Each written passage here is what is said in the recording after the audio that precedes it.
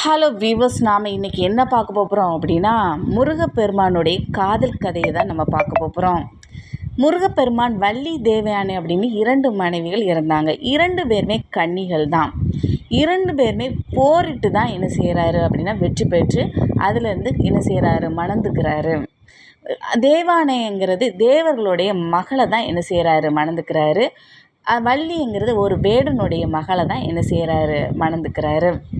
சரி, இப்போது முருகப்பெருமான் வேடனாக போய் என்ன செய்கிறாரு, ஒரு மானை வந்து என்ன செய்கிறாரு, வேட்டையாடிட்டு இருக்கும் பொழுது அங்கே என்ன செய்கிறாரு, வள்ளியை பார்க்குறாரு. வள்ளியை பார்க்கும்போது தான் அதுவும் ஒரு விதத்தில் சொல்லப்போனால் கொல்றது, அதாவது வேட்டையாடுறது அப்படின்னு சொல்லும்போது ஒரு உயிரை கொல்லக்கூடிய ஒரு விஷயந்தான்.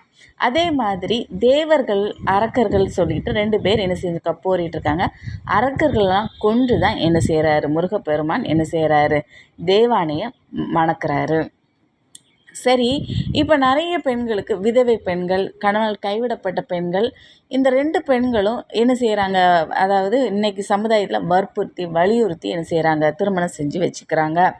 அப்போ இது ஸ்பிரிச்சுவலைசேஷன் ஆஃப் சோஷியலில் இது வந்து நம்மளுக்கு கரெக்டாக தப்பா அப்படிங்கிறத நாம் இந்த வீடியோவில் முழுக்க பார்க்க போகிறோம்.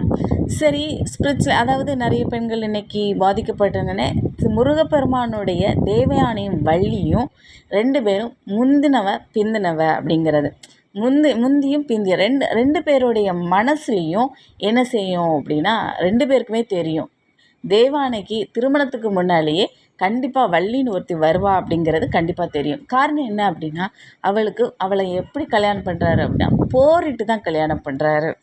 அரேஞ்ச்டு மேரேஜில் தான் கல்யாணம் பண்ணுறாரு. எப்படியும் பின்னால் ஒருத்தி ஃபைட்டுக்கு வருவா அப்படிங்கிறது கண்டிப்பாக அவளுக்கு தெரியும். 2 பேருமே கன்னியாக தான் மணக்கிறாரு. விதவை பெண்ணையாவோ கணவன் கைவிடப்பட்ட பெண்ணையாவோ என்ன செய்யலாம், மணக்கவே இல்லை. இது கண்டிப்பாக நீங்கள் கண்டிப்பாக நோட் பண்ணி தான் ஆகணும்.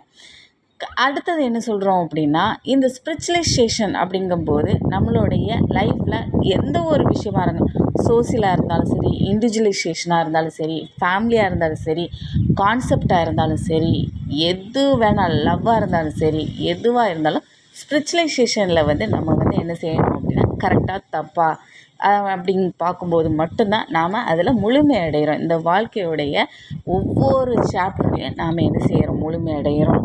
அப்போ இந்த ஸ்பிரிச்சுவலைசேஷன் ஆஃப் சோஷியல் கரெக்டாக இப்போ ஒரு பெண் வந்து என்னை வந்து ரொம்ப கஷ்டப்படுத்துகிறாங்க, கல்யாணம் பண்ணுறதுக்கு வற்புறுத்துகிறாங்க, வலியுறுத்துகிறாங்க, எனக்கு எந்த ஒருமே பாதுகாப்பு இல்லை, என்னை வந்து செக்ஷுவல் அப்யூஸ் யூஸ் பண்ணுறாங்க, ஆனால் வந்து ஸ்பிரிச்சுவலாக வந்து முருகப்பெருமானும் தேவயானை வள்ளியையும் என்ன செஞ்சிருக்க கல்யாணம் பண்ணியிருக்கிறாங்களே, அப்போ இது கரெக்டாக தப்பா, இது வந்து இந்த ஸ்பிரிச்சுவலைசேஷனில் கரெக்டாக தப்பானா இது கண்டிப்பாக தப்பான ஒரு விஷயம். அதாவது விதவை பெண்ணாக இருந்தாலும் சரி, கணவனால் கைவிடப்பட்ட பெண்ணால் அவங்க விருப்பப்படி தான், அவங்களுடைய மனசு அவங்களுடைய விருப்பப்படி மட்டும்தான் அது சாத்தியமாகுமே தவிர இல்லாவிட்டால் அது சாத்தியம், இது குற்றம்ங்கிறது கருதப்படும். சரி, அடுத்து என்ன அப்படின்னா, இப்போ நிறைய பெண்கள் பாருங்கள், நீங்கள் வந்து வாயை திறந்தாலே என்ன சொல்லுவாங்க, 2வது மேரேஜ் பண்ணதில் தப்பு இல்லை அப்படின்னு சொல்லி நீங்கள் சில பிள்ளைகளே பாருங்கள், நீங்கள் காலேஜ் படிக்கிற பிள்ளைகளே பாருங்கள், நம்ம வந்து ஒருவனுக்கு ஒருத்தி அப்படின்னு சொல்லி சில பேர் வாழ்ந்துட்டுருப்பாங்க. கன்னி கற்பு பாதுகாப்பான கலாச்சாரம்னு சொல்லி ஒருவனுக்கு ஒருத்தனை தான் நினைக்கணும், அவனை மட்டும்தான் நம்ம திருமணம் பண்ணணும் அப்படிங்கிற ஒரு கான்செப்டில் வாழ்ந்துட்டுருப்பாங்க. சில பெண்களை பாருங்கள், அதாவது 2வது மனைவியா, 2வதுனா இவங்களுடைய மனநிலைகளும் அவங்களுடைய குணநலங்களும் எப்படி இருக்கும் அப்படின்னா, இது தப்பு இல்லைன்னு சின்ன பிள்ளையில இருந்தே ஏதாவது ஒரு விஷயங்களை, அதாவது யாராவது கல்யாணம் பண்ணியிருந்தா இது தப்பு இல்லை, பணத்துக்காக அவங்க கல்யாணம் பண்ணாங்க, பணம் இல்லை அதனால் இந்த மாதிரி நடந்துக்கிட்டாங்க அப்படிங்கிற மாதிரி அவங்களுடைய பேச்சில் இருந்தே நிறைய வந்து என்ன செய்யும் அப்படின்னா இந்த மாதிரி வந்துக்கிட்டே இருக்கும். அந்த மாதிரி பெண்கள் என்ன செய்வாங்க அப்படின்னா, 2வது ஒரு மனம், அதாவது ஏற்கனவே மனைவி இருக்குதுன்னு தெரிஞ்ச உடனே அவங்களும் என்ன செஞ்சுருவாங்க, திருமணம் பண்ணிப்பாங்க. இது வந்து என்ன அப்படின்னா, இது தேவானையும் வள்ளியும் அப்படின்னா முந்தினவ பிந்தினவ, முதல் தாரம் 2வது தாரம் அப்படிங்கிறது கிடையாது. இதோடைய அர்த்தம் என்ன அப்படின்னா, கடைசியில் என்ன பண்ணுறாரு அப்படின்னா, முருகப்பெருமான் 2 மனைவிகளையும் விட்டுக்கிட்டு எங்கே போயிடுறாரு அப்படின்னா, பழனியில் என்ன செய்கிறார், தண்டாயுதபாணியாக என்ன செய்கிறாரு, ஒன்றுமே இருக்காது, நகை நட்டு எதுவுமே இல்லாமல் கோமலத்தோடு தான் என்ன செய்கிறாரு, அவர் லாஸ்ட் ஆஃப் லைஃப் இருக்குது. இதெல்லாம் பார்க்கும்போது இது முந்தினவ பிந்தினவன் தான் அர்த்தமே தவிர முதல் தாரம் 2வது தாரம் நிறைய பெண்கள்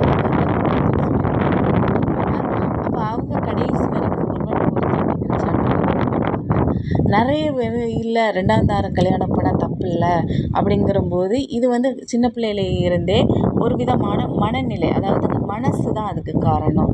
இதனால என்ன தப்பு இருக்குது? இப்போ தேவானிக்கு கண்டிப்பாக தெரியும் வள்ளின்னு ஒருத்தி வருவா அப்படின்னு.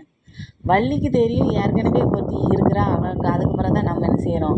2 பேருமே முதல் தாரம் தான். தேவானியும் வள்ளியும் முதல் தாரம். ஆனால் இவன் முந்திக்கிட்டா தேவானை, வள்ளி என்ன செஞ்சுக்கிட்டா, பிந்திக்கிட்டா. இந்த ஸ்பெஷலைசேஷன் ஆஃப் சோஷியல் அப்படிங்கிற ஒரு விஷயத்தில் கரெக்டாக இருக்கணும். அதுக்காக தான் இந்த வீடியோ. சரி, முருகப்பெருமானையும் நம்ம வள்ளி தேவானை பற்றி பார்த்தோம். 2 பேருமே முதல் தாரம் தான். ஆனால் தேவானை முந்திக்கிட்டா, வள்ளி பிந்திக்கிட்டா.